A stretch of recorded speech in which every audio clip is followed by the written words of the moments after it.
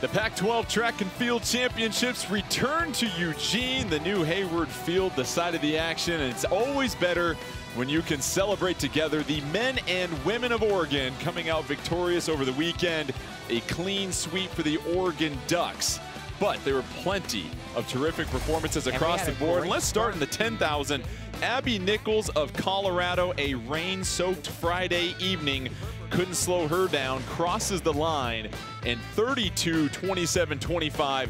That would be a new meet record for Nichols, but she wasn't done yet. Less than 48 hours later in the 5K, she would come back and pull off one of the most difficult doubles you could possibly do in a meet, winning the 5,000 in 15:47.92. Using the aid of her teammate and a little high five down the stretch, Nichols winning the 5K and the 10K, 20 big points for the Buffaloes. But for the Oregon women, it was a very balanced team attack. Robert Johnson, their head coach, has said, we tried to build a complete and balanced team. And they were led in the sprints by Kemba Nelson, who started things off in the 100. 11.05, gets out of the blocks extremely well and just maintains her form and speed all the way through the tape to get the Ducks on the board early on Championship Sunday, but would come back in the 200.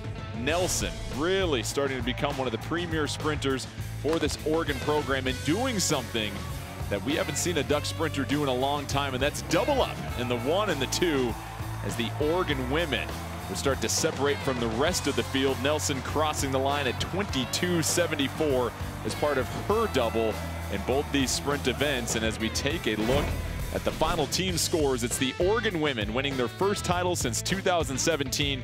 Dominant fashion, 167 points, but Colorado, an impressive showing at 102.5. On the men's side, the question would be, could the Oregon men make it 15 straight championships in a row? Well, when you have one of the fastest men on the planet in Makai Williams, you aren't sweating. Williams burst out of the blocks, and he blazes to a 9.93 in the 100. That is good for 6th best time ever in the NCAA and a new meet record, by the way. He still had plenty to clap about afterwards, because in the 200, his coach, Robert Johnson, said this was actually the most impressive race of the day for him. A stacked field featuring 8 athletes that have gone under 21 seconds. It is Williams able to hold on down the stretch and come from behind.